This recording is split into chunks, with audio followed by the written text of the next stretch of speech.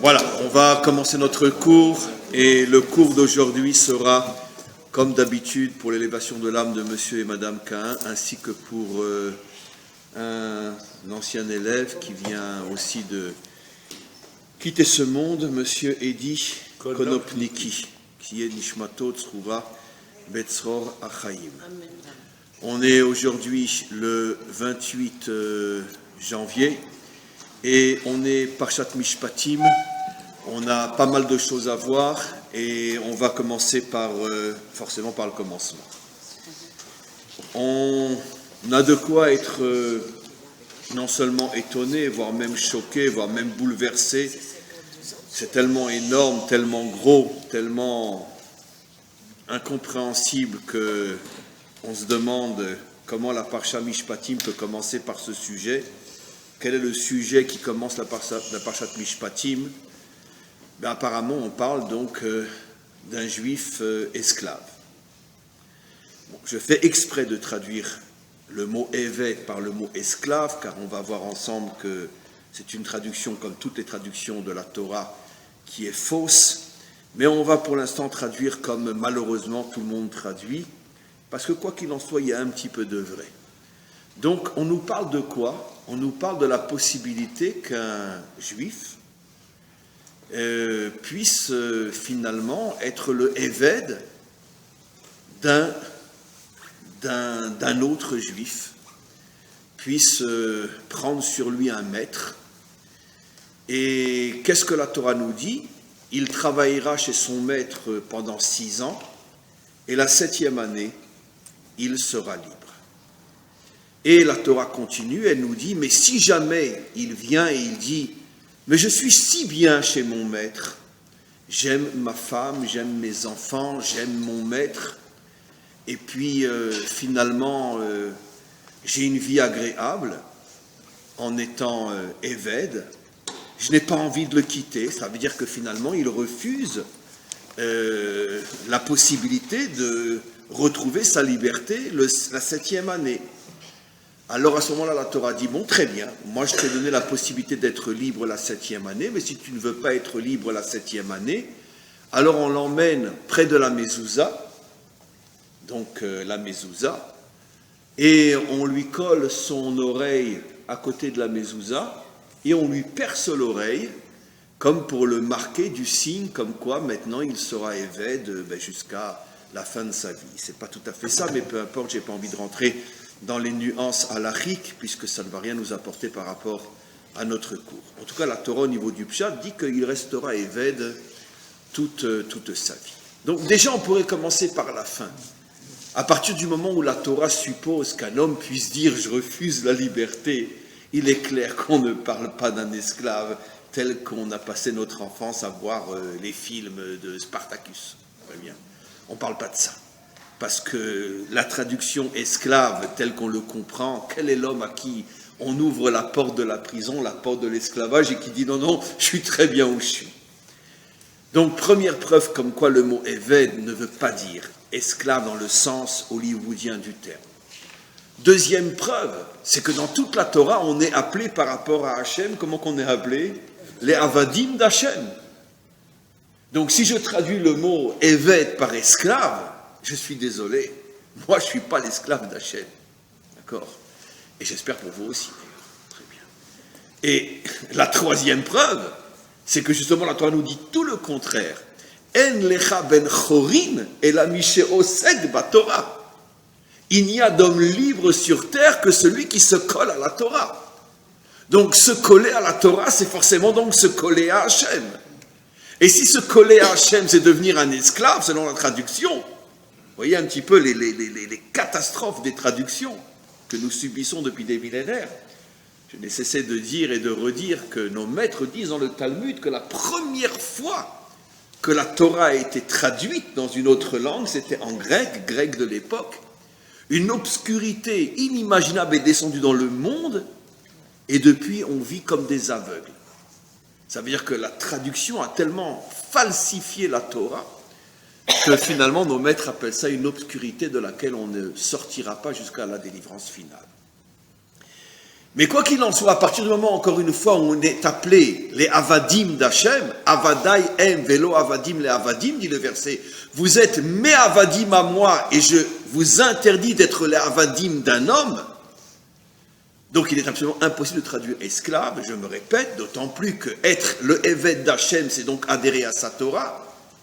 Et donc finalement, la seule chose qui nous libère, disent nos maîtres, c'est la Torah. Faut-il encore comprendre ce qu'est la Torah et atteindre la vraie Torah? Donc on ne peut pas être des esclaves d'Hachem si on a la Torah, puisque la Torah nous rend libres. Et puis encore une fois, quel est l'esclave qui refuserait de sortir et qui se sent bien avec sa femme, avec son maître, avec ses enfants? Donc bien sûr, on ne parle pas de ça. La Avdout, telle qu'en parle la Torah, c'est une soumission qui est beaucoup plus intérieure que physique. Il ne s'agit pas ici d'une oppression physique, qu'on attache la personne à un poteau et on le fouette parce qu'il n'a pas travaillé comme il le fallait, ou on le pend parce qu'il a dit un mot de travers à son maître, comme c'était malheureusement le cas des Noirs en Amérique ou des esclaves d'une manière générale dans le monde entier. On ne parle pas de ça. On parle d'un esclavage qui est psychologique. Ça veut dire que j'accepte sur moi de me soumettre finalement à un homme, à un système, à une idéologie qui n'est pas la Torah. Et c'est ça l'esclavage véritable. D'où on l'apprend entre autres du premier commandement. Anochi Hashem Elokecha asher hotzeticha me'eretz avadim. Me'eretz Mitzrim mi bet avadim. 80% d'entre nous, comment nous comprenons et nous traduisons ce verset? Je suis Hachem, ton Dieu, qui t'a sorti de la maison, encore une fois la traduction, de la maison d'esclaves. Mais regardez ce que dit Rashi là-bas. En hébreu, c'est mieux, et même en français. Rashi dit, attention, de qui on était les esclaves? On n'était pas esclaves en Égypte, on était les esclaves de Pharaon. Rashi insiste pour dire, mi bet avadim. Il ne faut pas traduire nous étions dans la maison de l'esclavage, mais nous étions avadim les pharaons. Et ça veut dire quoi, nous étions avadim les pharaons? Pharaon incarne, comme on le sait, un système dans lequel c'est l'homme qui règne. L'homme règne avec son pouvoir, avec ses moyens, avec son influence, avec son argent. Et nous étions les esclaves de Pharaon. Nous étions soumis à l'idéologie de Pharaon. La preuve, 80% n'ont pas voulu sortir, et 20% qui sont sortis n'ont pas arrêté de chanter pendant 40 ans, je veux revoir ma Normandie. Donc si véritablement on était esclave dans le sens tel que malheureusement le film La sortie d'Égypte ou Moïse, les 10 commandements nous le fait croire, etc., si véritablement on était esclave de cette manière-là, on ne peut pas comprendre comment, après être sorti de là-bas, vous imaginez un juif qui arrive en Israël en 46, en 47, en 48, en 50, peu importe, et qui, c'est sûr, la vie était très très très dure en Israël à cette époque-là. Il n'y avait pas grand-chose à manger, il n'y avait presque rien à manger, il y avait le danger permanent, il y avait des difficultés, un travail énorme et épuisant pour ces premières générations qui sont arrivées. Mais vous imaginez un juif en train de chanter toute la journée « Je veux revoir mon Treblinka, je veux revoir mon Auschwitz ». Non, c'est parce que c'est sûr qu'il n'y a pas de comparaison possible. Donc si c'était ça l'esclavage en Égypte, c'est absolument impensable que les Juifs pendant 40 ans, à la moindre occasion, à la moindre difficulté, voulaient retourner en Égypte. Donc déjà c'est très important ce que je dis. Ça fait des millénaires que l'on traduit, que l'on comprend mal la Torah. Il n'y avait pas d'esclavage dans le sens qu'on le comprend. Il y avait tout simplement qu'il fallait te soumettre au système de Pharaon. Maintenant, il est vrai que si quelqu'un refusait de se soumettre à ce système, alors peut-être qu'effectivement, on l'emprisonnait, on le torturait, on le mettait peut-être effectivement à travailler comme un véritable esclave, fouetté toute la journée. Mais ça, c'était la conséquence si tu n'acceptes pas de te soumettre à Pharaon. Mais comme nous dit Rashi dans le premier commandement, ceux qui acceptaient de se soumettre à Pharaon, eux, n'avaient pas de problème. Ils vivaient bien, mais ils vivaient soumis. Ils avaient une femme, des enfants, ils avaient un maître, et tout allait bien. Et si on venait, on leur dit, est-ce que tu veux sortir de là? Qu'est-ce qu'ont répondu 80%? Non, on est très très bien. j'aime ma femme, j'aime mes enfants, je veux dire, tout va bien. D'accord ? Ben, tout simplement la situation du juif en exil quand tout va bien. Et si on lui demande est-ce que tu veux sortir de là, non, tout va bien, pour l'instant, il n'y a pas de pogrom. Quand il y en aura, on réfléchira, mais pour l'instant, tout va bien. Donc il n'y a pas de raison que je sorte. Voilà, la situation dans laquelle on est. Mais on va bien sûr approfondir les choses plus encore. Je ne me rappelle pas si j'en ai déjà parlé ici la semaine dernière ou non, mais peu importe, ça serait une révision, mais je ne crois pas que j'en ai parlé. Vous remarquerez qu'on est toujours dans le don de la Torah. Pourquoi je parle du don de la Torah? Parce que la fin de notre paracha reparle du don de la Torah, justement. On remarquerait une chose extraordinaire. Pour pouvoir mériter de recevoir la Torah, on a dû, au préalable, détruire deux grosses forces, deux grosses clipotes, qui étaient d'ailleurs liées l'une à l'autre, qui étaient l'une avec l'autre. Ces deux forces qui ont dû être détruites, soumises, et en vérité les ramener à la vérité, quelles sont ces deux forces-là? Pharaon et Yitro. Pharaon et Yitro étaient les deux clipotes qui régnaient dans le monde et qui soumettaient l'humanité tout entière, enfin ce qui était l'humanité civilisée à cette époque-là, soumise à l'Égypte, et les deux étaient ensemble. Et seulement après que Pharaon ait été brisé au moment de la traversée de la mer, et après Yitro a été brisé dans Parshat Yitro, dans la Parshat du Matan Torah, où il a tout abandonné pour rejoindre Moshe dans le désert, et c'est là qu'il a dit Ata yadati ki Hashem hu Elohim mikol haElohim. Maintenant je sais que Hashem est le plus grand de tous les dieux. Et Rashi pose une question simple, mais tellement évidente. La Torah est Torah Temet. La Torah ne dit pas un mot qui n'est pas vrai. Comment peut-il dire je sais maintenant que Dieu est le plus grand de tous les dieux? Quoi, tu connais tous les dieux? Et la Torah répond oui. C'était le grand prêtre idolâtre de toute l'idolâtrie mondiale. Ça veut dire que toute l'idolâtrie mondiale passait par lui et lui était reconnu par tous les idolâtres comme étant le chef suprême de l'idolâtrie mondiale. Et c'est la raison pour laquelle il dit maintenant je sais, après avoir expérimenté, après avoir connu tous les dieux de ce monde, je sais que Hachem est le plus grand de tous. Et à ce moment-là, la deuxième clipa est brisée et à ce moment-là, la Torah peut être donnée. Le Zohar va jusqu'à dire que la raison pour laquelle, et ça aussi c'est choquant, la raison pour laquelle la Torah est donnée dans la paracha qui s'appelle Yitro, et le Zohar demande, si déjà tu donnes le nom d'un homme à cette paracha, donne le nom de Moshe. Parshat Moshe, pourquoi Parshat Yitro? Le nom de celui qui était le chef suprême de toute l'idolâtrie mondiale, et en plus, comme on va le voir, qui était aussi le conseiller principal de Pharaon. Très bien, il a fait Teshuvah, mais Seder, il a fait Teshuvah, mais au point de donner le nom du don de la Torah, le nom de Yitro. Et on sait très bien que le nom d'une paracha, c'est l'identité de toute la paracha, comme si la Torah elle-même était sous le signe de l'identité de Yitro.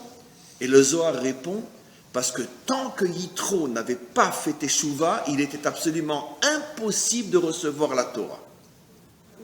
Et donc c'est parce qu'il a fait Teshuvah qu'on a pu recevoir la Torah. Et donc d'une certaine manière, la Torah a été donnée par le mérite de sa Teshuvah. Et pour mettre en évidence que sans la Teshuvah de Yitro, il était absolument impossible de recevoir la Torah, c'est pour ça que la Torah porte son nom, Parshat Yitro, pour bien nous faire comprendre qu'il y a un lien direct entre la Torah donnée à Israël et la Teshuvah de Yitro. Alors bien sûr, la question qui se pose, c'est, d'accord, très bien, encore une fois, comme j'ai dit, il a fait Teshuvah, bravo, très bien, mais quel est le lien entre sa Teshuvah et le don de la Torah? Alors j'ai commencé à l'expliquer. Pourquoi en vérité Paro et Yitro étaient unis? Parce que Paro représente justement un système qui soumet les hommes à une forme d'esclavage, mais pas physique encore une fois, mais mental. C'est un système qui nous enferme et on n'arrive plus à penser autrement que selon le système. Seulement, pour qu'un système puisse s'imposer sur les consciences, il faut un idéologue. Il faut quelqu'un qui arrive justement à trouver une sorte d'idéologie qui va séduire tout le monde, qui va emmener tout le monde, qui va waouh. Et ça, c'est Yitro. Yitro était un homme qui avait créé une idolâtrie, donc on va le dire d'une manière moderne, une idéologie, qui en vérité séduisait le monde entier. Et tout le monde l'acceptait. Parce que ce n'était pas une idéologie dans le sens, comme on va le voir bientôt, pas une idéologie qui mettait en évidence le mal, soyez des menteurs, soyez des tueurs, soyez des assassins. Et je vais vous le prouver de notre paracha. Mais une idéologie qui mettait en vérité en évidence le bien, mais d'une manière extrêmement sournoise et vicieuse. Et les gens ne se rendaient pas compte que finalement ils étaient enfermés dans un système dans lequel ils étaient entièrement prisonniers parce que le système au niveau de la vitrine se présentait d'une manière très très agréable. Égalité, fraternité, liberté, droit d'expression, tolérance, tu aimeras ton prochain comme toi-même, waouh, aider les malheureux, toutes les valeurs que l'on met en évidence dans un monde que l'on connaît très bien et qui est la grande vitrine qui attire tout le monde. Mais une fois que tu rentres dans le magasin, il n'y a plus rien. Et une fois que tu es rentré dans le magasin, on referme la porte, tu ne peux plus sortir. Rien qu'on attire avec la vitrine. Ça, c'est Yitro.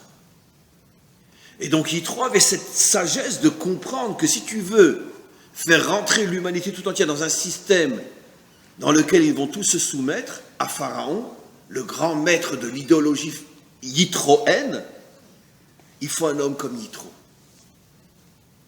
Maintenant, vous comprenez, je l'ai déjà expliqué, pourquoi nos maîtres vont jusqu'à dire, et d'où ils le savent, que Pharaon n'avait pas besoin de mettre des gardiens ou des policiers ou des soldats pour surveiller, entre parenthèses, les Avadim. Parce qu'aucun évêque ne pensait à s'enfuir. Les portes étaient ouvertes, tout était ouvert, partez, personne ne pensait s'enfuir. Parce qu'en vérité, le plus grand esclavage possible, c'est quand quelqu'un est tellement soumis qu'il ne se rend même pas compte qu'il est esclave et que finalement, si tu lui donnes la liberté, il la refuse. Et c'est exactement ce que nous dit ici notre paracha. Au bout de 7 ans, tu pourras sortir. Et voilà que le Évêque répond, non, je n'ai pas envie de sortir, je suis bien. J'ai une femme bien, mes enfants reçoivent une bonne éducation, j'ai une boucherie cachère juste en face de chez moi, mon rabbin il est super, et mon maître, l'idéologie à laquelle je suis soumise, et je l'aime, je l'adore, j'aime mon maître, pourquoi tu veux que je sorte? À ce moment-là, on l'amène et on lui pince l'oreille à côté de la mezouza, on va voir quel est le symbole. Alors, j'ai commencé mon cours en posant une question, mais comment la Torah ose nous dire, après nous avoir donné les 10 commandements, je suis Hachem, ton Dieu, qui t'est sorti de la maison des Avadim, allez, je traduis encore une fois faussement, mais c'est pas grave, de la maison des esclaves, sauf que là j'ai précisé qu'il ne s'agit pas d'un esclavage physique, mais mental, que l'homme se soumet à une idéologie, et il refuse d'être libre dans le sens réel du terme. Donc, comment la Torah peut commencer la première paracha après le don de la Torah en disant que on peut continuer à être des esclaves, même dans une société qui a reçu la Torah? Puisque là, on parle d'un esclave juif par rapport à un juif. Encore une fois, pas un esclave noir par rapport à un Américain dans un champ de coton, mais malgré tout un esclave mental qui se soumet à son maître. Comment c'est possible? Tu viens de nous donner la Torah. Parce que la Torah veut nous faire comprendre la chose suivante. C'est que le don de la Torah et la sortie d'Égypte, c'est seulement le commencement d'un long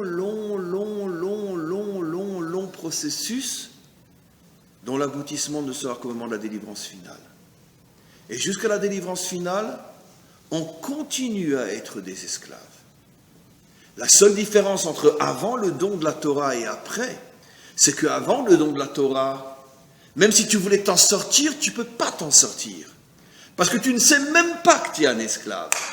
Maintenant qu'on a reçu la Torah, et je vais expliquer bien sûr comment ça fonctionne, on a la possibilité de se rendre compte qu'on est esclave, et on a la possibilité de sortir la 7e année. Mais malheureusement, il y en a qui préfèrent encore rester, et ça va durer jusqu'à la délivrance finale, où seulement à ce moment-là, l'humanité tout entière, en commençant d'abord par le peuple juif, et après on servira de modèle pour toutes les nations, l'humanité tout entière se libérera définitivement du joug de l'homme sur l'homme. Le joug de l'idéologie d'un homme sur d'autres hommes. D'accord ? D'une certaine manière, vous me direz quel rapport, mais c'est un petit peu un sursaut ce qu'on voit aujourd'hui en France avec les gilets jaunes. D'accord ? Il y en a qui commencent à comprendre que finalement, le système soi-disant de la démocratie, c'est la plus grande forme d'esclavage qui existe au monde. Seulement, justement, c'est une idéologie, on pourrait dire, yitroène, ça veut dire avec une vitrine tellement splendide que personne ne peut se rendre compte qu'en vérité, tout le monde est soumis. Et, comme par hasard, toutes les révolutions ont toujours commencé où ? En France. C'est le mérite de la France. Baruch Hashem, ça continue. Ça a toujours commencé en France. Est-ce que ça durera ou pas ? J'en sais rien. Mais en tout cas, il y a quelque chose de fondamentalement bon, juste et vrai dans cette révolte-là. Alors maintenant, je vais expliquer plus profondément de quoi il s'agit. Pourquoi la Torah dit, pendant 6 ans, il sera évêde et la 7e année, il sortira. Alors bien évidemment, on ne parle pas du tout uniquement du problème du temps, 6 ans et 7 ans. La Torah doit être comprise à un niveau beaucoup, beaucoup plus profond. Et là, la Torah nous révèle le mécanisme fondamental qui nous transforme en esclaves. Et seule la 7e année peut nous libérer. Le Zohar révèle quelque chose d'extraordinaire. Le mot Shana et le mot Sphira, la même valeur numérique. Une Sphira, on sait ce que c'est, les attributs divins.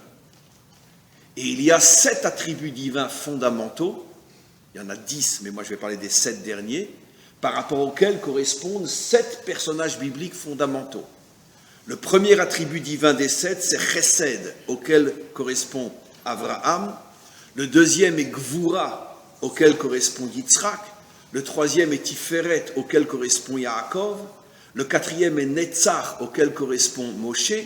Le 5e est Od, auquel correspond Aaron. Le 6e, Yosef, Yesod. Et le 7e, Malchut, David. Traduction rapide. Le premier, la bonté. Le deuxième, la justice. Le troisième, la vérité. Le 4e, la détermination. Le 5e, la louange. Le 6e, la stabilité. Et le 7e, la royauté. Les 7 qualités fondamentales, ce qui après va être récupéré dans les 7 péchés capitaux. Parce que s'il y a 7 qualités, il y a aussi forcément 7 défauts. Le contraire de ces 7 qualités qui vont donner naissance aux 7 péchés capitaux. Tout ça, bien sûr, c'est pris de chez nous. Et déformé et falsifié, bien sûr. Mais au départ, donc, ces 7 qualités fondamentales qui correspondent aussi aux 7 jours de la semaine. Chaque jour de la semaine correspond au dévoilement d'une qualité fondamentale. Celui qui est né un dimanche, eh bien, il aurait une nature chesed. Celui qui est né un lundi, il aura une nature din. Celui qui est né un mardi aura une nature émet. Celui qui est né un mercredi aura une nature un volontaire, un courageux. Celui qui est né un jeudi aura une nature plus de louange. Celui qui est né un vendredi aura une nature stable, impossible de le faire tomber. Et celui qui est né un Shabbat aura une nature plus malchoutique, royale. On va bien sûr expliquer. David. Alors vous êtes né où quand vous ? Allez, Shabbat. Shabbat, un vrai roi. Yom Kippourim. Non mais quel jour de la semaine ? C'est Shabbat, Yom Shabbat. Kippourim. Ah, ben, un Italien, ça peut être royal. Comment ? Gavané. 2 Italiens qui sont nés un Shabbat. C'est impossible. La royauté italienne. Moi aussi, je suis né à Shabbat. Comment ? Moi aussi, je suis né à Shabbat. Alors, une reine, des rois, magnifique, très bien, on continue. Maintenant, regardez ce que nos maîtres nous révèlent comme secret incroyable. Pendant 6 ans, il sera évêde. Et la 7e année, il sera libre, s'il le veut. Le Zohar dit, Al tikra shana et la sphira. Et là, c'est une révolution, ce chidouche incroyable que le Zohar nous révèle. Si tu es au niveau des 6 qualités, les 6 premières qualités uniquement, tu peux être un esclave. Mais si tu arrives à la 7e qualité, tu seras un homme libre. Quoi, si je suis un homme bon, je peux être encore un évêque? Bah oui, hein, tu peux être un homme bon, tu aimeras ton prochain comme toi-même, et tu peux être effectivement un évêque. Un évêque d'une religion, un évêque d'un système, un évêque d'une idéologie. Oui, tu peux être un évêque. Et ça ne sera pas la peine de mettre des soldats à côté de toi pour t'empêcher de t'enfuir, parce que tu ne te rends même pas compte que tu es un évêque. Deuxième qualité. Quoi, je peux être un homme juste? Tzedek, Irdov, toute ma vie je cherche la justice, et je suis encore un évêque?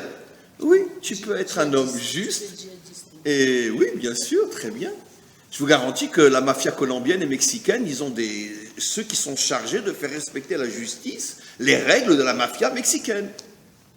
Bien sûr. Et ça fonctionne comme sur l'épaisseur d'un cheveu. Bien sûr, évidemment.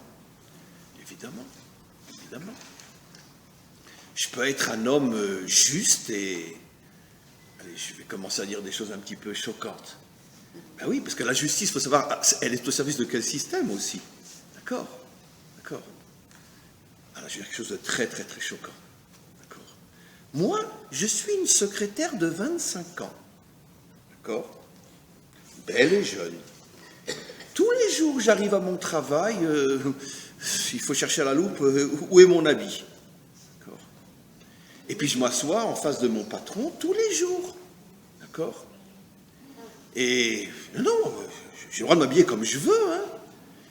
Alors, 1 semaine, 2 semaines, 3 semaines, 4 semaines. Bon, ben, mon patron, il est de chair et de sang. Hein. C'est un être humain. Un jour, il est venu près de moi, il m'a mis la main sur mon épaule, il m'a dit, alors, je sais pas, Isabelle, ça va? Ah, moi j'ai porté plainte à la police hein, pour agression sexuelle, hein. Ah oui. Et mon patron, il a été convoqué au tribunal, hein. C'est un dépravé sexuel, hein. D'accord. Et si le patron, il ose dire, oui, mais vous savez, moi ça fait 4 semaines qu'elle est dans mon bureau et je ne sais plus où mettre mes yeux, j'ai craqué. Oh, ben t'as qu'à pas la regarder, elle a le droit de s'habiller comme elle veut, hein. Liberté d'expression, mais oui, alors qu'est-ce que j'ai fait moi aussi? J'ai juste touché son dos. Mais t'as pas le droit de la toucher. Ah, elle a le droit de m'agresser, moi j'ai pas le droit de la toucher. Ben, la justice, elle va dans ce sens-là dans tous les pays occidentaux. Hein. Ah oui. Toi, tu es un sale débauché sexuel, mais elle est tout à fait normale. Ben, elle a le droit de s'habiller comme elle veut. Donc la justice, elle est au service de quel système? C'est ça le problème. Donc je peux être un homme juste qui poursuit la justice. Moi, tous les patrons qui touchent le dos à leur secrétaire, je vais les mettre en prison. D'accord? Et toutes les secrétaires à qui on ose dire « tu pourrais t'habiller avant de rentrer dans mon bureau », je les mettrai aussi en prison. Très bien. C'est la justice. Donc on peut être effectivement un homme de justice, mais en prison. Très bien. En Israël, il vient de se passer quelque chose, là, sans rentrer dans les détails pour ceux qui savent. Vous savez, on a piqué le téléphone d'un avocat, etc., et on a découvert que finalement, c'est sa femme. Ouais, c'est sa femme qui lui a piqué, etc. Et elle a découvert, grâce à ça, que cet homme-là, finalement, était à la tête d'une mafia inimaginable. Pas mafia dans le sens réel, mais enfin, des trafics, de la corruption inimaginable, sous sa vitrine de grand avocat de la cour. Lui, il attaque sa femme, d'accord? Comment qu'elle a osé lui voler son portable et l'ouvrir, et le faire ouvrir, parce qu'il y avait un code. Il lui demande plus d'1 million de réparations, d'accord? Et ce qui est extraordinaire, c'est que la femme, elle était persuadée que quoi? Qu'elle allait être protégée par l'État, puisqu'elle vient de prouver que finalement travaillait d'une certaine manière pour la justice israélienne un véritable corrompu, d'accord? Et aujourd'hui, ils viennent d'annoncer que non, que l'État ne peut pas protéger cette femme, mais elle va devoir peut-être payer 1 million de shekels à son mari, parce que sauf la loi interdit de piquer le portable à quelqu'un, même si c'est pour découvrir que si elle l'avait fait avec un mandat de la police, c'est différent.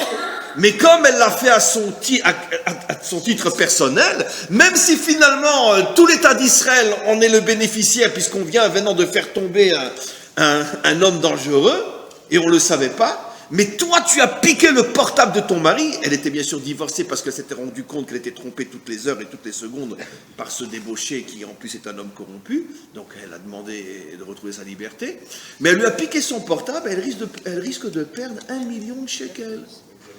Ah, mais c'est la justice, hein. À la journaliste, il réclame 5 millions de shekels. Et il risque de gagner ce débauché-là. Moi, j'espère qu'il ne comprend pas le français, parce qu'il va m'attaquer moi aussi. Mais il risque... Mais vous vous en rendez compte? Donc, tu peux être un homme qui fait du bien, mais au service de quelle idéologie? Quel est ton patron? Quel est ton Adon? Tu peux être un homme qui poursuit la justice, mais quel est ton patron? J'ai besoin de savoir qui est derrière ces lois.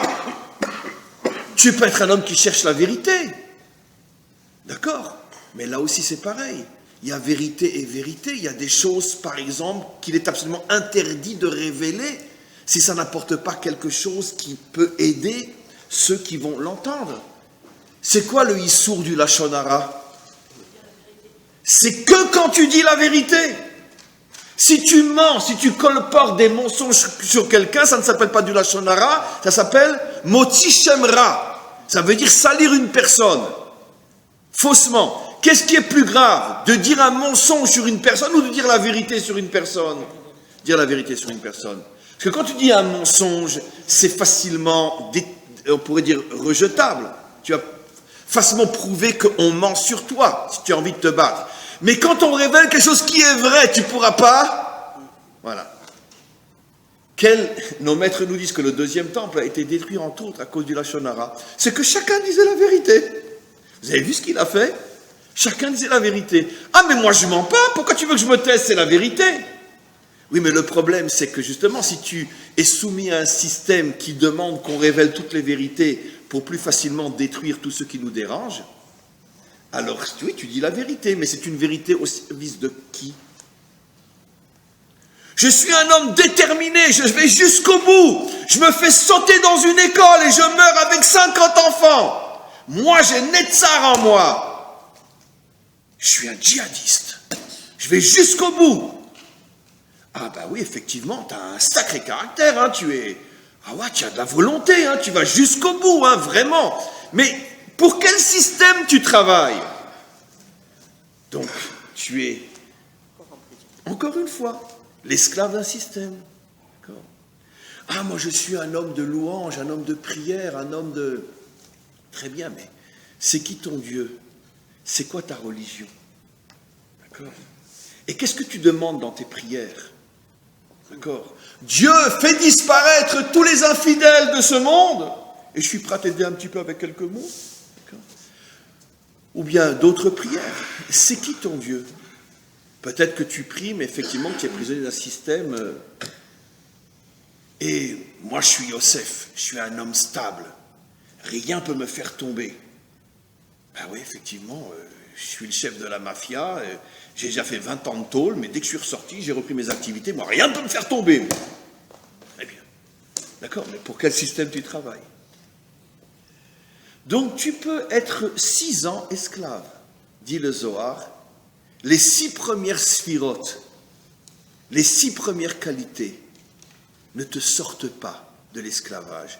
Plus encore, le véritable esclavage utilise les 6 premières qualités pour te faire entrer dans un système dans lequel tu ne te rends même pas compte que tu es l'esclave du système. Le bolchevisme. On va libérer les travailleurs. On va mettre fin à l'exploitation des castes de riches, de nobles sur les travailleurs. C'est juste, c'est très vrai. Mais pour servir les intérêts de qui? De Staline, qui fait une magnifique vitrine, et puis tous ceux qui ont véritablement cru à cette libération, comme Trotsky et d'autres, se font assassiner, et Staline ne se sert que de la vitrine pour que tout le monde court. Mais qui n'a pas envie d'être libre? Qui n'a pas envie de retrouver sa dignité? Au moment de la révolution bolchevique, il y a 5% qui règnent sur 95%. Les 95% veulent la liberté, effectivement. Et sur 100% de juifs qu'il y avait à cette époque-là, 99,9% rentrent tous dans le système, puisque parmi les exploités, les plus exploités des exploités étaient les juifs russes. Et tout ça a été une assimilation, mais de folie. En quelques années, 99,9% des juifs russes passent des péotes au crâne rasé. Et deviennent tous bolcheviques. Pourquoi? Parce qu'ils y croient. On va enfin retrouver notre liberté. Mais ce qu'ils ne savent pas, c'est qu'on met en évidence des qualités, mais qui est le Hadon qui est derrière? Est-ce que tu as vérifié si véritablement Staline se sert de ses qualités pour te soumettre sans que tu t'en rendes compte? Ou bien, véritablement, il croit à ce qu'il dit? Et bien voilà ce que nous révèle la Torah. Le grand problème de l'esclavage universel, qui finalement soumet tous les hommes et tous les peuples jusqu'à aujourd'hui, c'est que le véritable esclavage présente toujours des valeurs. Les 6 grandes valeurs. Égalité, fraternité, liberté, etc. Et quand il y en a un qui ose se réveiller, tout le monde lui tombe dessus. Regardez ce qui se passe aujourd'hui, le problème entre le président d'Italie et Macron. Parce qu'il y en a un en Europe qui a osé dire « Bon, il y en a marre, mince, d'ouvrir nos frontières et de se laisser désidentifier, on ne sait plus qui on est. Premier qui trouve un Italien à Rome, il a gagné. » Très bien. Il y en a marre, mince, on est Italien.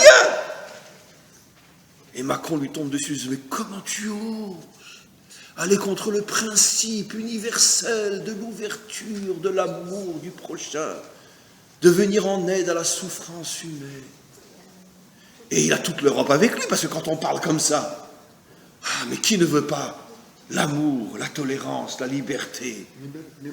Voilà. Tout le monde veut ça. Le premier qui a compris le système, c'était Nimrod, effectivement. Qu'est-ce que nous dit la Torah? On va créer un monde où on est tous unis, où il n'y a plus de différence entre les hommes. On est tous une seule nation. Venez, on va construire une grande tour qui sera le symbole de l'unité mondiale. Tout le monde a marché. Il n'y en avait qu'un qui a dit non, moi vous ne m'aurez pas. Comment il s'appelait? Abraham. C'est le seul qui n'a pas marché. Et Hachem, à ce moment-là, l'a choisi. Toi, tu as tout compris. Tu es un saumon. J'adore les saumons. Pourquoi? Tu vas à contre-courant. Très bien. Et de là est née la religion du saumon. C'est pour ça que le vendredi soir, il faut toujours un saumon sur sa table. Absolument. Comme ça, on sait que... Voilà, comme ça que ça fonctionne. Ce qui est intéressant, c'est que saumon se dit salmon en hébreu, c'est les mêmes lettres que le mot shalom. Eh oui. Eh oui. Et donc, il faut du saumon, le Shabbat. Alors maintenant, pourquoi la 7e année, on se libère? Pourquoi? La 7e année, elle est par rapport à Malchut. Et là, pour ceux qui ont écouté mon dernier cours qui est sur le site, j'en parle un petit peu. J'ai commencé une histoire, un roi qui avait 6 fils et une fille. Histoire extraordinaire, écoutez-la. Je la continue demain. Quelle est la différence entre les 6 premières et la 7e? Les 6 premières, elles ont une qualité, c'est que ce sont de vraies qualités quand elles sont utilisées par un vrai maître. Mais les 6 premières qualités, elles ont un défaut, et donc un risque. C'est que finalement, elles mettent en évidence l'homme plus encore que Dieu. J'explique. A-t-on besoin d'être un homme croyant, attaché à Dieu, pour être un homme bon qui fait du bien? Pas du tout. Pas du tout. Il n'y a aucun lien d'ailleurs. D'ailleurs, je suis sûr qu'on trouve autant, si pas plus, d'hommes et de femmes qui font du bien chez les laïcs qu'on en trouve chez, entre parenthèses, les religieux. Aucun lien. A-t-on besoin d'être un homme croyant pour être un homme juste? Non, pas du tout. Il y a des hommes qui, toute leur vie, recherchent la justice et se battent contre la corruption, contre le mal, sans être pour autant des croyants. D'ailleurs, si je ne me trompe pas, les plus grands combattants de la justice étaient des gens athées. Très bien. Les religieux, ils ont autre chose à faire, il faut qu'ils prient. Très bien. Okay. Est-ce qu'on a besoin d'être un homme croyant pour être un homme authentique, un homme vrai? Ben non, la preuve. Le premier qui dit la vérité, il va être exécuté. Ça a été chanté par quelqu'un qui n'était pas religieux. D'accord? Qui c'est qui chante pour lui qui dit la vérité? Qui? Guy Béard. Voilà, c'était pas, je pense pas un croyant, un religieux en tout cas officiellement. Et pourtant il a très très bien compris le principe de la liberté. Bien sûr, Guy Béard. Est-ce qu'il faut être un homme religieux, croyant, attaché à Dieu pour être un homme déterminé, volontaire, jusqu'au boutisme? Non, regarde les champions olympiques. Il n'y a pas plus déterminé qu'eux. Un soldat, un héros de guerre? Non. Cette qualité n'est pas liée uniquement au fait de croire en Dieu. Ah, est-ce qu'il faut être religieux pour prier? La cinquième, c'est plus compliqué. Prier quoi? Prier Dieu. Ode. Ode, c'est on prie Dieu. Est-ce qu'il faut être religieux? Non. Il faut tout simplement être et moi, et moi, et moi. Dieu, je t'en supplie, donne-moi la santé, donne-moi l'argent, donne-moi la réussite, aide-moi à réussir dans ce monde, protège-moi, etc. Et moi, et moi, et moi. C'est un religieux, ça? Non, c'est un gros ventre qui veut remplir. Bah oui. Vous avez souvent expliqué ça. Si tu te rappelles du bon Dieu seulement quand tu es malade, tu te rappelles du bon Dieu seulement quand tes affaires marchent mal, si tu te rappelles du bon Dieu quand tu as besoin d'aide, tu n'es pas un religieux. D'accord? Tu es tout simplement un bouffeur. D'accord? Il y en a qui bouffent de la nourriture physique, il y en a qui bouffent de la nourriture spirituelle. D'accord? J'ai déjà expliqué que qu'est-ce que c'est un vrai prieur? C'est celui qui dit à Hachem, donne-moi les forces de sauver ton monde. Quoi, tu veux sauver le monde, toi? Mais tu vas marcher 5 minutes dans la rue, on va tirer une main dans la tête. C'est pour ça que personne ne prie cette prière-là. Parce que cette prière-là, elle est très dangereuse. Donne-moi les forces de faire tomber tous les systèmes qui empêchent le dévoilement de ta royauté. Vous en connaissez beaucoup qui prient comme ça? Ben non, parce que dans ce cas-là, ça va vraiment être l'hymne de Béard. Le premier qui dit la vérité, il va être exécuté. Donc c'est plus facile de prier pour recevoir la santé, etc. Parce que ça, c'est pas dangereux. On ne s'expose pas, on ne se met pas en danger. Mais Hachem, donne-moi les forces de réparer ton monde. Donne-moi les forces de te dévoiler dans ce monde. Qui c'est qui fait cette prière-là? Personne. Non. Parce que s'il y en avait, on les verrait sur le terrain. Trouvez-moi quelqu'un avec une kippa sur la tête qui se met en danger pour réparer le monde. Non, il n'y a pas. Vous n'en trouverez pas. Non. Je vais être méchant, je vais dire que chez nous, on n'en trouve pas beaucoup. Hein. Chez les goïms, on en a trouvé. Et Martin Luther King. Martin Luther King, lui, il s'est mis en danger pour abolir la ségrégation. Et il savait qu'il se ferait tirer dessus. Il s'est fait tirer dessus. Donc lui, j'imagine que ses prières, c'était des vraies prières. Maître du monde, donne-moi la force de libérer mon peuple. Finalement, il est arrivé. Quelques années après, en Amérique, un président libéré par Martin Luther King, d'une certaine manière. Et donc, lui, il s'est mis en danger pour ça. Et donc, chez nous aussi, on en a eu, oui, mais j'ai oublié, chez nous aussi, on en a eu des vrais prieurs. Le seul problème, c'est que chez nous, ils n'avaient pas une kippa sur la tête. Il y avait Herzl, il y avait Ben Gurion, il y avait tous ceux qui ont risqué leur vie. Ben Gurion, le 5 Iyar 1948, qui déclare la naissance de l'État d'Israël, et qui sait qu'à la seconde même, il envoie tous les jeunes du pays, garçons et filles du pays, se battre contre 5 armées qui vont attaquer Israël. Tout son staff lui dit, David, arrête, ne le fais pas, on n'est pas prêt encore, on a un fusil pour 10 soldats. C'était le cas, il y avait un fusil pour 10 soldats. Tu vas terminer le travail d'Hitler. On n'a aucune chance de s'en sortir. Et lui tape sur la table, il dit, naissance de l'État d'Israël. Dans la seconde, 5 armées tombent sur Israël. 1 an de guerre, des milliers de morts. Il a pris la responsabilité. Il n'avait pas de kippa sur la tête. C'est peut-être le seul vrai juif qu'il y avait dans la génération. Parce que lui, il a compris que si tu demandes de l'aide à Hachem, c'est pour réaliser quelque chose, pas seulement pour rester dans ta synagogue. Il faut faire quelque chose. Mais combien qu'il y en a des comme ça? Très peu. Très, très peu. Et généralement, je veux dire, ça ne va pas toujours de pair avec la grandeur de la barbe. On continue. Des gens stables, évidemment. Alors maintenant, pourquoi la 7e? J'ai commencé à l'expliquer. C'est quoi la 7e qualité? Je vis pour dévoiler la royauté d'Hachem dans ce monde. Je vis pour dévoiler la royauté d'Hachem dans ce monde. C'est-à-dire quoi? Pour dévoiler que ce monde est à lui. Je ne vis pas pour moi. Je vis pour lui. Et j'agis pour lui. Et ça, c'est la vraie liberté. Dans les 6 premières, comme j'ai expliqué, c'est l'homme qui est mis en évidence. Vous avez vu cet homme comme il est Baal Chesed? Vous avez vu cet homme comme il poursuit la justice? Vous avez vu cet homme comme il est Émet? Mais il n'y a pas de place pour Dieu là-dedans. Il n'y a pas besoin de laisser une place pour Dieu. Car ce n'est pas du tout lié, comme je l'ai expliqué, au fait que je suis un croyant. Mais par contre, je ne peux pas dévoiler que Dieu est roi dans ce monde sans être un vrai croyant. Un vrai, j'ai rajouté. Pourquoi un vrai? Comme je vais l'expliquer encore avant la fin du cours. Parce que pour dévoiler que Dieu est roi dans ce monde, il faut que je fasse quelque chose. Il faut que j'agisse pour dévoiler sa royauté.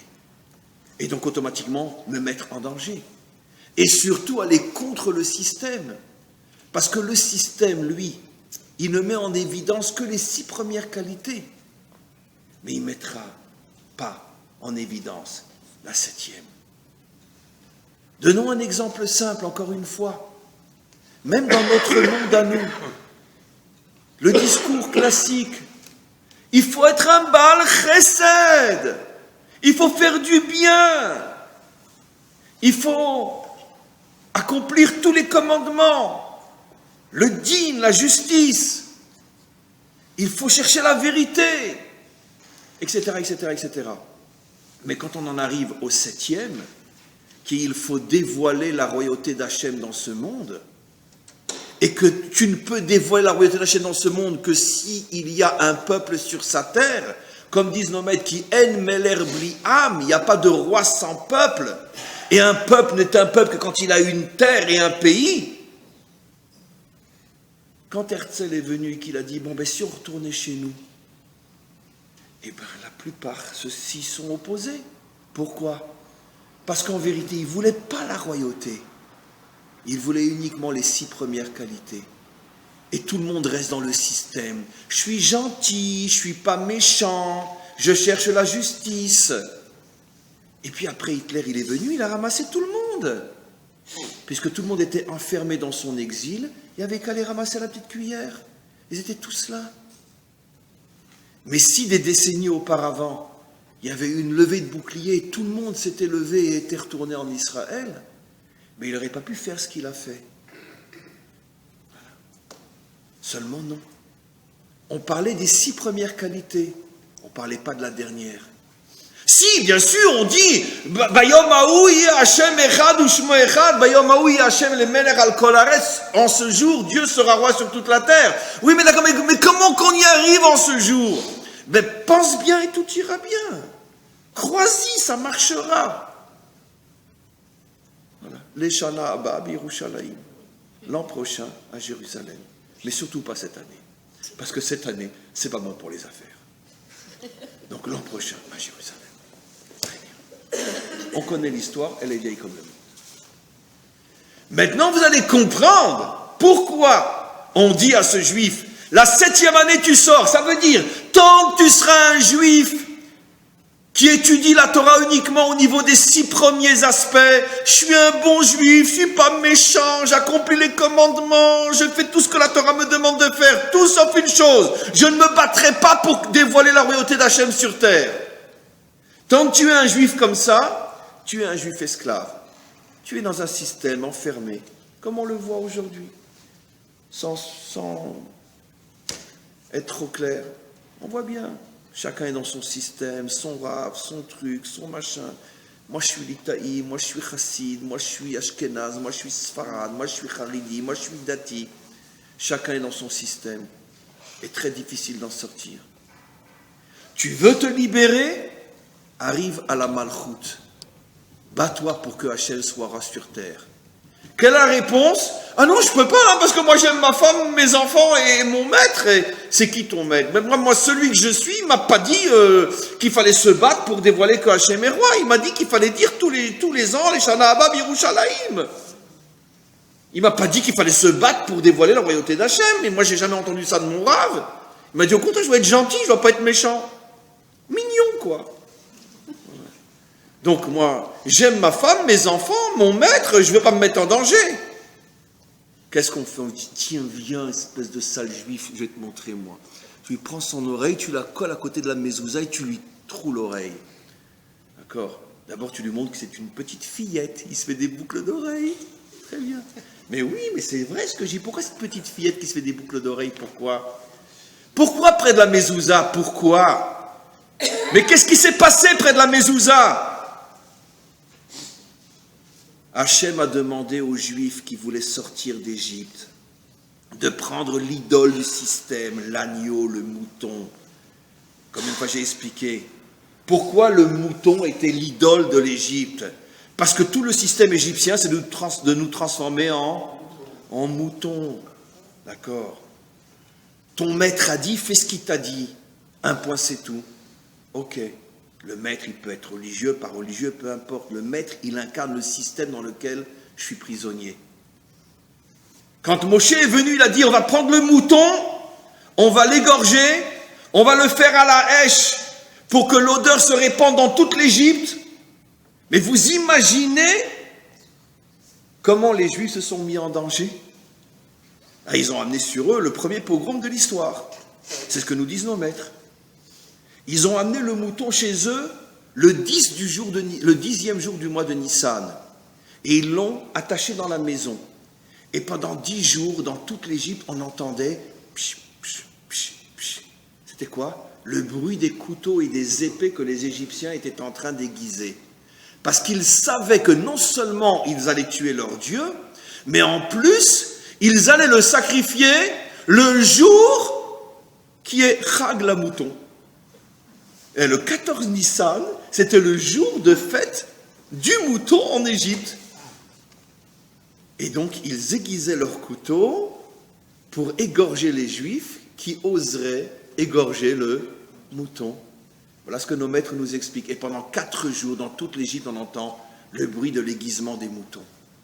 80% des Juifs disent non, on ne sort pas, on aime notre femme, on aime nos enfants, on ne sort pas. Ben oui.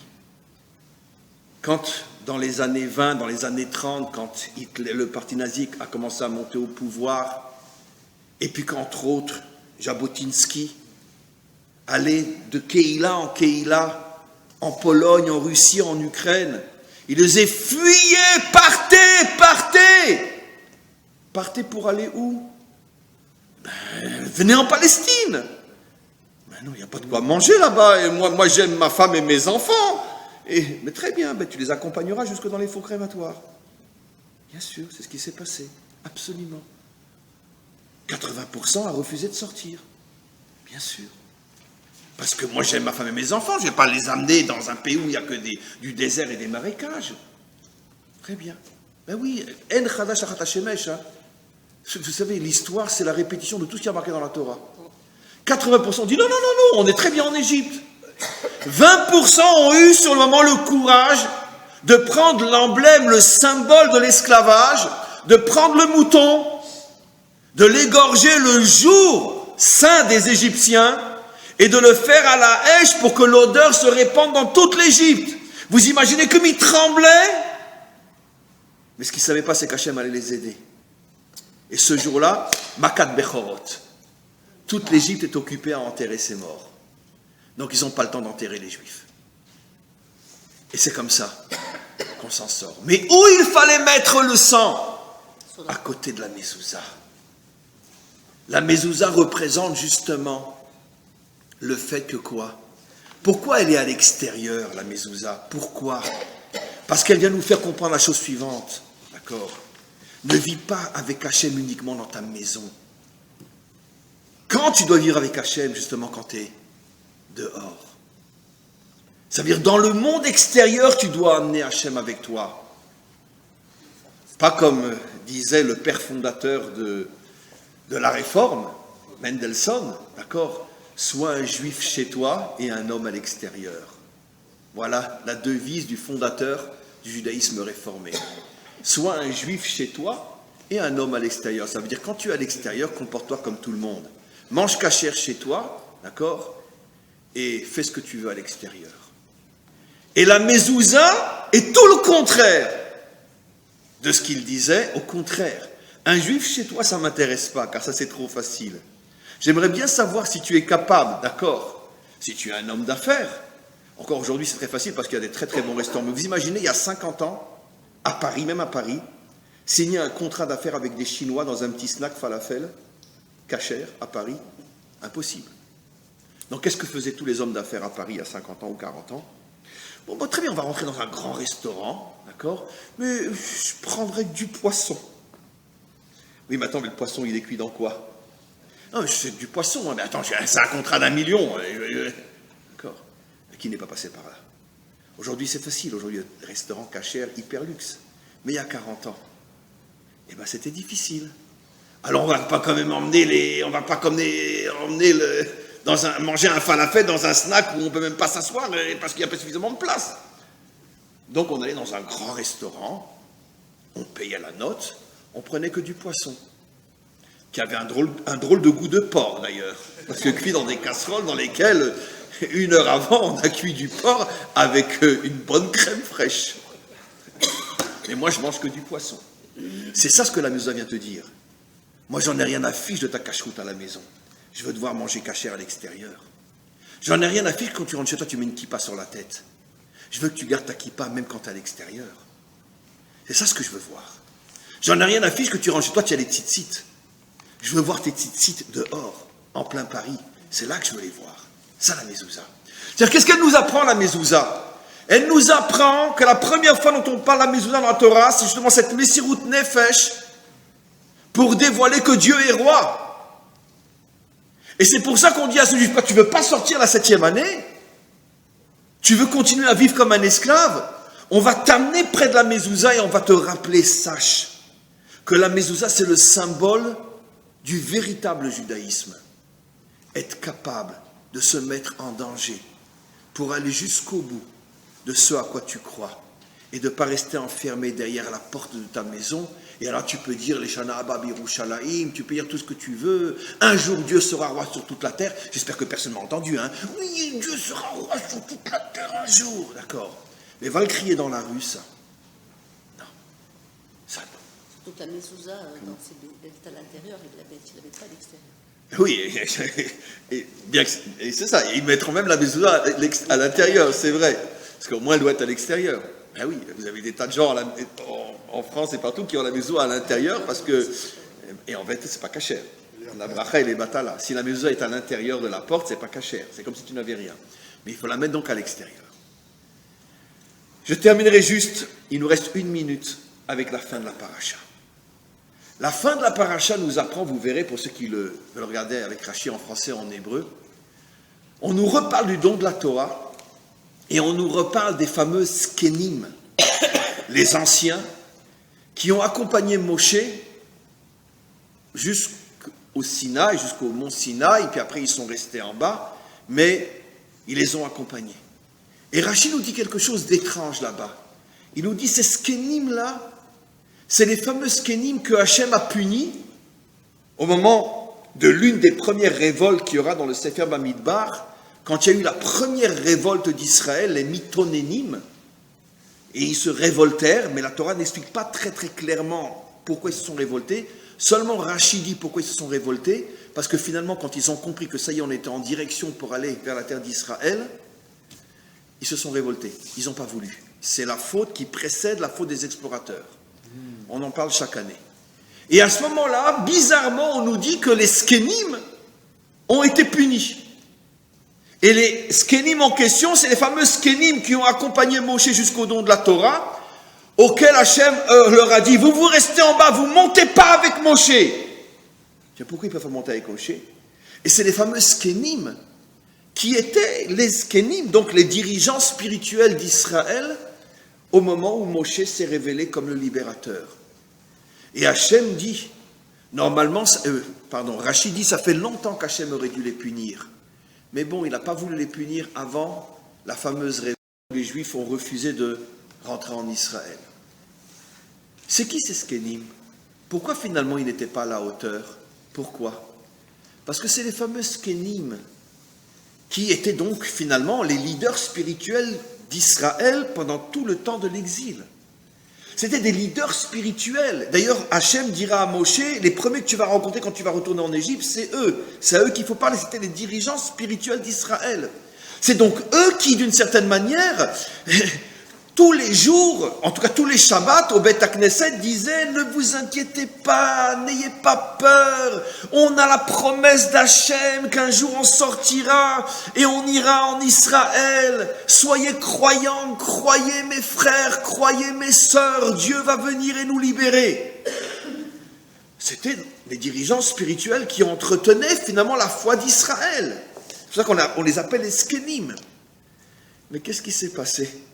Quand Moshe est venu et il leur a dit, bon, maintenant on va chez Pharaon pour lui demander de nous laisser sortir. Ma femme m'attend, je lui ai promis que j'allais faire des courses avec elle aujourd'hui. Je peux pas, j'arrive pas bien à marcher. Excusez-moi, monsieur Moshe, je me sens pas très bien. Et qu'est-ce que nous dit Rachi? Au fur et à mesure que Moshe se rapprochait du palais de Pharaon, quand il s'est retourné, il n'y avait plus personne derrière lui. Alors pourquoi on les appelle les Skenim? Parce que c'est très facile de dire que le Mashiach va venir nous sauver.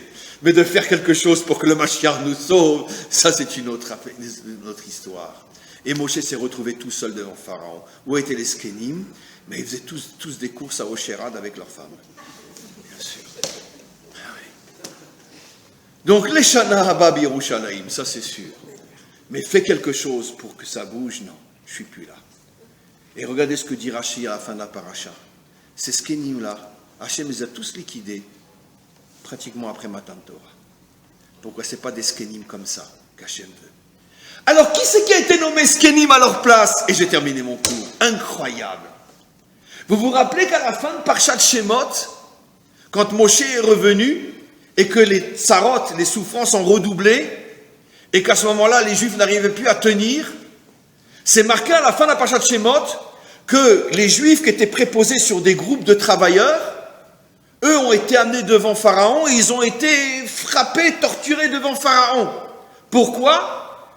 Parce qu'ils n'arrivaient pas à faire travailler les Juifs autant que Pharaon le demandait, une fois que les décrets avaient été plus sévères encore. Et donc, ils préféraient prendre sur eux la souffrance plutôt que de faire souffrir leurs frères. Et Rachi nous apprendra que quand les fameux Skenim qui n'ont pas accompagné Moshe jusqu'à chez Pharaon, quand eux ont disparu, qui c'est qui a été nommé Zaken, dirigeant spirituel d'Israël? Ceux qui sur les chantiers préféraient eux recevoir des coups plutôt que de voir leurs frères souffrir. La Torah est claire, elle est claire. Le bon Dieu n'en a rien à fiche de nos prières. Il n'en a rien à fiche de notre religion. Ce que le bon Dieu veut, c'est des hommes d'action, des gens qui s'engagent, des gens qui ne parlent pas mais qui font, et qui se mettent en danger, et qui savent qu'ils auront le monde entier contre eux, mais qui font. Ceux-là sont les vrais leaders spirituels d'Israël. Le premier qui en trouve un, il a gagné le gros lot. Be'ezrat Hashem, on se retrouve la semaine prochaine. Et en attendant, continuons à rêver et attendre que le Mashiach se dévoile. Amen.